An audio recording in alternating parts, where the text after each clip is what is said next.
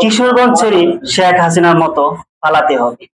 শরীফুল আলমকে এমন কথাই শরীফুল আলম ভাই ইজ্জত সম্মান থাকতে কিশোরগঞ্জ ছেড়ে দেওয়াটাই ভালো। কিশোরগঞ্জের পথ পদবী একটা বোমা যখন সৃষ্টি হয় তখন সাধারণ থেকে সৃষ্টি করতে করতে চিন্তা ভাবনা করে মানুষ কিন্তু সৃষ্টি করে বড় করে। এই বোমা যখন ফাটবো তখন আলম ভাই কিন্তু এই যে স্বৈরাচার শেখ হাসিনার মতো পালাইবো কিশোরগঞ্জ সাইড।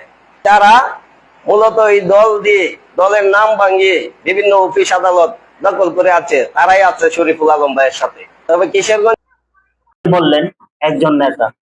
তার এই বক্তব্যের উপর ক্ষিপ্ত হয়েছেন সাধারণ জনগণ থেকে কর্মী, বড় ও নেতারা পর্যন্ত। কি উপস্থিত শ্রুতিবিন্দু, আজ আমরা যে মানুষটির কথা বলছি তিনি কেবল একজন নেতা নন, তিনি কিশোরগঞ্জের প্রেরণা, কিশোরগঞ্জের গর্ব। শরীফুল আলম এমন একজন দানবীর যিনি সব সময় মানুষের সুখ দুঃখে পাশে থেকেছেন, অসহায়ের কান্না মুছে দিয়েছেন, সাধারণ মানুষের আশা হয়ে দাঁড়িয়েছেন। তার মতো নেতা টাকা মানে আমাদের জেলার জন্য এক বিশাল আশীর্বাদ।